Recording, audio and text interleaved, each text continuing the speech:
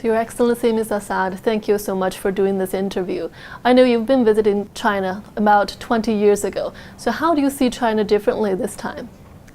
Well, first of all, 20 years is a long time, so it's a pleasure and very important for me to be back to witness firsthand the great advancements that you've made as a nation at all levels. From afar, it is common knowledge that China has become the economic and technological powerhouse of the world. But to have been able to achieve this in such a relatively short period of time means that China has invested wisely in its education, in the capabilities and skills of the Chinese people, which of course has provided great opportunity and I'm sure has helped to alleviate some of the poverty. But all of that is apparent from afar, especially in the world of technology and media that we live in. When you take a closer look and when you are on the ground, you realize that these great advancements that have been achieved have not come at the expense of your rich cultural heritage. Quite the opposite, actually. You've been able to achieve the advancements whilst projecting a very strong national identity and national image. And this balance between the traditional and the modern, between a national culture and heritage and a global perspective, I think is a model that is worth looking into more and applying many lessons learned from it. And it was so apparent in the opening ceremony of the Asian Games, which I'd like to take this opportunity and congratulate the Chinese people on a really spectacular event. And we saw you have been to some places in Hangzhou and now today in Beijing, and you were really warmly welcomed by the people there. So what kind of messages do you and Mr. President want to send to the Chinese people through this trip?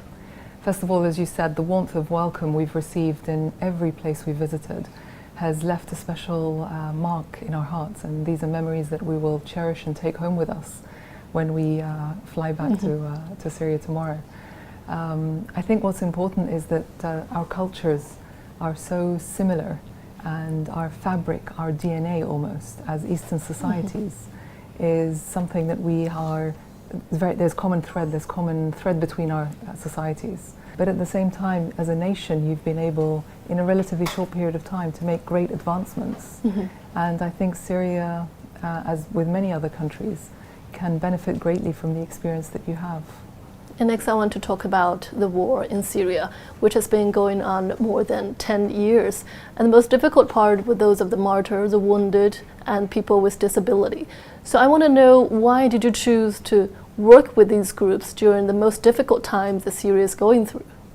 Emily, you know, some things in life are just, they don't need justification. They don't need an explanation. They just are. And if I was to reverse the question, would we ask a soldier on the front line, why are you defending your country? Of course not. I think it's self-evident. There are basic, simple human and national principles that are a part of who we are as a society. And it's these very principles that are the reason why I focus so much of my effort and time on supporting families of martyrs and injured soldiers. And if you were to come to Syria and visit any of the governorates, you'd see that this is a shared responsibility, because that's how we see it. The sacrifice they've made to our country is something we'll never be able to repay. But it is also a responsibility to ensure as much as possible that they are well taken care of and always at the forefront of our thinking. So after a decade, what kind of progress has Syria made regarding of the war wounded? First of all, as I said, we will never be able to repay the debt. The ultimate sacrifice they were willing to give is not something you can quantify. But what we have been able to do is create a nationwide program that partners with government, non-government and the private sector to create a network of multidisciplinary services covering medical care, whether it's physical or mental, covering education, especially higher education, skills development, new capabilities, or economic and financial support for those injured soldiers who are looking to enter the workforce, albeit in an individual manner, and create their own enterprises. So there's a wide variety of services that we have tried to tailor-make according to individual cases, and that's how we like to look at it. This program is not about numbers and charts, as important as these are to quantify and to measure, but they are actually about each and every single injured soldier and their family, and how we can support them to be able to recover and reintegrate into our communities and societies. And most importantly is that any success this program achieved is primarily due to their resilience and their courage. But actually, I think the strongest belief or the biggest success is their absolute resolute belief in themselves and in their country. And that's projected very, very clearly everywhere that they exist. And we know, as a First Lady, you first raised the slogan of development, but since the war happened, what priorities, how is your priority changed after the war?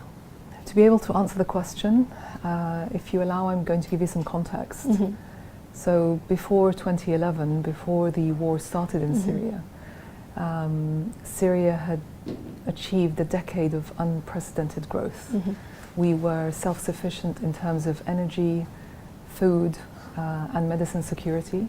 We had almost no national debt, and our education and healthcare systems were being developed and modernized to cater for a young, aspiring population. And these are just some of the areas that we had been able to achieve significant success. In 2011, when the war started, and since that time, our infrastructure has been very badly destroyed. Our natural and human resources have been depleted. Our food and energy basins have been looted. And as such, the resources available to us are limited, and that's to put it mildly. So, to be able to answer your question, in times of peace and stability, it's only normal that one would think in terms of medium to long-term plans and priorities, and allocate resources accordingly. But when you're living in times of instability and war, and of course the instability is not just due to the war. Syria suffered from the pandemic in 2020. We also suffered from a huge fire that devastated a large part of our coastal areas, and of course the recent earthquake in February of this year. So this existence almost, or the environment that we're operating within, is not an environment that you can systematically plan or have priorities. That doesn't mean that you don't keep advancing and you don't keep moving forward. And the best way to do that is to remain as dynamic as possible, but at the same time ensure that your core principles are adhered to as much as possible. And by that, just to give a small example, what do I mean? Of course, education is always important, whether you're in times of war or in peace. But the challenge today is, how do you keep the education system moving? How do you ensure that the losses are as little as possible? The economy, with the depletion of the resources and the looting of the food and energy, as I mentioned earlier, how do you keep the economy moving? So it's about being more dynamic in terms of the response and allocating your resources, even if they are limited, in a as wise a manner as possible.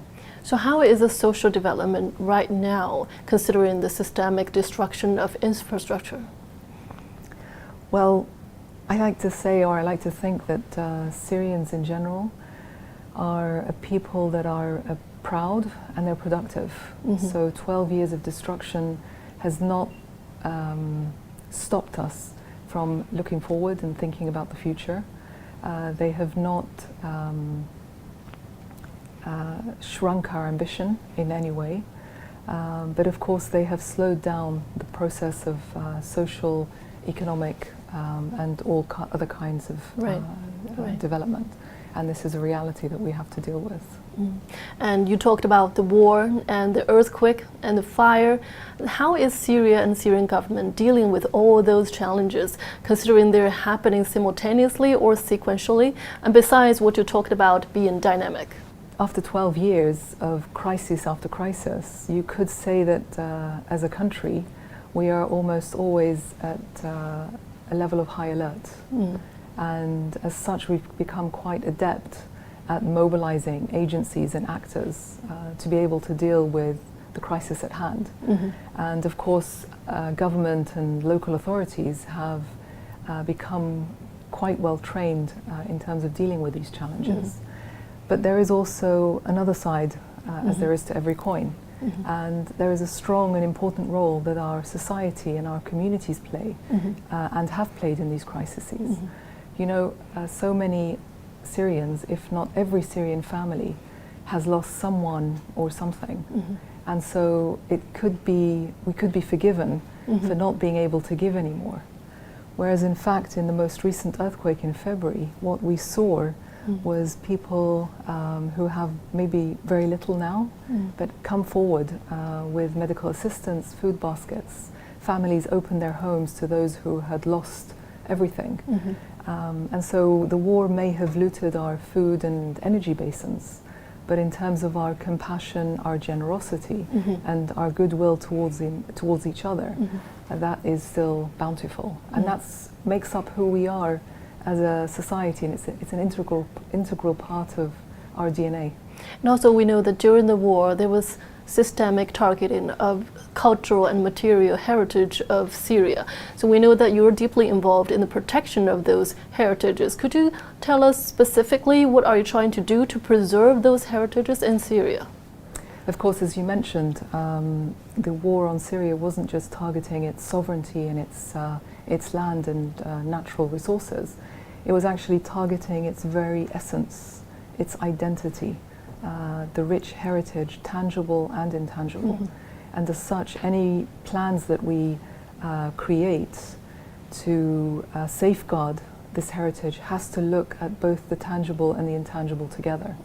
And by that, I mean that if we were to restore important historic monuments, but not pay enough attention to restoring life around these monuments or life within these cities and communities, then actually we would have lost the real war. And a lot of what we have started to do, and I give an example here of the old city of Aleppo, which saw enormous destruction. What we have started to do, and there has been quite significant success, is not just rebuild the old city in terms of the structures, the shops, or the trade and the commerce. We've actually been able, by bringing back the original inhabitants, the original vendors, been able to ensure that the intangible heritage of old Aleppo is also revived. And by that I mean the traditions, the norms, the practices, the breakfast that they have in the morning together, the way they fix the prices, and so many other elements that make up who we are as a society. So all our focus, whether it's in the old city of Aleppo, in Palmyra, and any other, and there have been many unfortunately, that have been destroyed systematically, we're trying to ensure that the tangible and the intangible are in sync in terms of restoration and preservation. Now we've talked a lot about the war, impact of the war, and your personal efforts to help the Syrian people to reconstruct.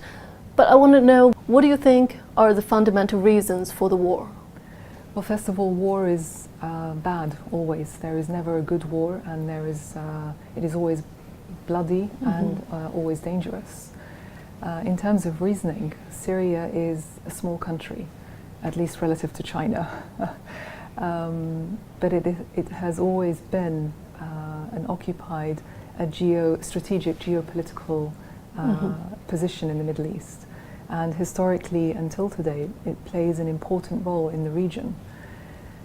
And so I feel that these two factors have always made it a source of interest for conquerors or people from from outside of Syria. But today, of course, we're also an independent country, and there are countries, especially Western countries, who do not accept or appreciate countries that are independent in their policies, independent in their lifestyles. And so our countries like Syria are constantly under attack. And I think here there's a similarity with China, dating back to the 19th century.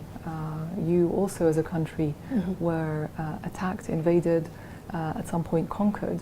And even until today, there is still significant attempts, at least, to interfere in your internal affairs. So I think historically, until modern times, the reasons for war have always been a battle between hegemony and independence, and I don't think that will change. But how did you explain to your kids when all of these happened? Well, first of all, my kids are no longer kids. They're young adults now. All three of them are studying in university. But like their entire generation, most of their childhood was lived in a time of war. And as such, they had to grow up very, very quickly. Parenthood is always a difficult, I wouldn't call it a job, but it's always a difficult responsibility. And that's at the best of times. So being a mother to young children in a time of war is an extra challenge. But mothers in Syria, and here I don't talk of myself alone, mothers in Syria have actually risen to the challenge. They've been able to create some sense of normality for their children. So when children have had to go to school but been surrounded by mortar attacks, or have had to go to sleep at night, and the sky is lit up by explosions because of Israeli rockets, it's actually our mothers primarily who have provided young children with a sense of safety, with all the chaos around them. But as children grow up, I think the only way that you can protect them is to help them navigate this chaos in a way that can build up their own natural human defenses. Because don't forget that if it's not a war, life will throw many things at you, and they're not always positive or they're not always good. But with everything in life, there are always lessons to be learned. And what I try to focus on, as a mother at least myself, is how to help my own, now young adult, but at the time my own children, make sense of all the chaos that was happening around them.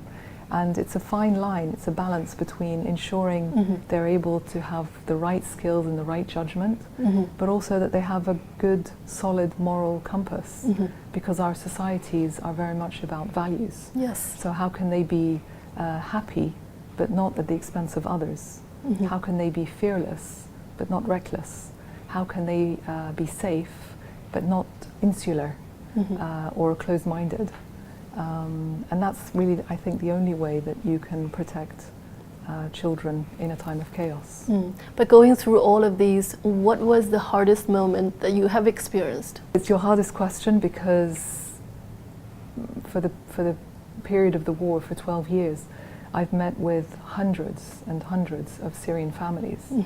Some have lost their livelihoods, others have lost their homes, children that have lost their parents, grandparents that have had to come out of retirement to raise grandchildren because of the loss of parents, and other hardships and sacrifices.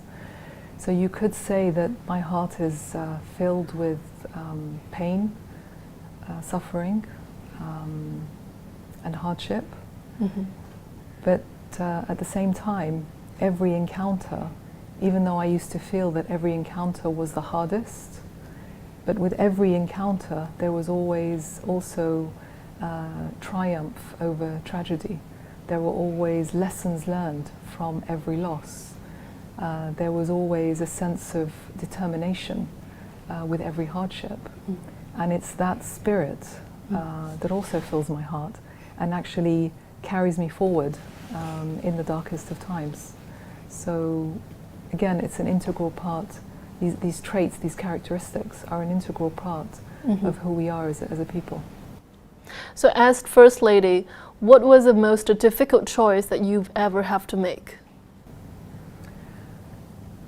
I don't think, again, as I said, 12 years of war, there are difficult choices almost on a daily basis. So I don't think there is any one choice that was the hardest, but one of the hardest choices was possibly sending my children to school, not knowing if they would come home and if they would come home safe. But again, this was not a choice that I had to suffer or had to make alone. Every single mother in Syria had to make that choice almost on a daily basis. But again, it was a choice between them growing up with courage and conviction, or growing up fearful with little ambition. So the choice I actually made was to help them be courageous and help them to have ambition. And lastly, I want to ask about yourself, because you were described as a rose in the desert by the Vogue magazine years ago. But then because of the war, now you are being sanctioned by the US and also the Europe. So how do you personally feel about those changes? Well, first of all, you could say that these comments are part of the job. It's part of the territory, as they say. But I learned early on that it's important to remain humble, and it's important to remain true to who you are as an individual. And so if you don't let the positive get to your head, then the negative won't really cause you much disturbance. In terms of the sanctions that you mentioned in your question, the US has been using this policy since for more than 70 years, since the Cuban War in the 1950s. And of course the number of countries and individuals that are sanctioned by the US is growing.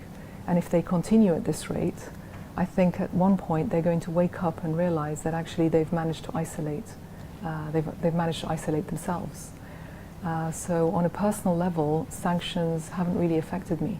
My interests and my whole life is in Syria. So the only people that could sanction me are actually the Syrians living in Syria. Other than that, everything else becomes irrelevant. And we do hope the Syrian people can rebuild their homes and hopes. Thank you so much, Your Excellency. We really appreciate your time. It was a pleasure. Thank you.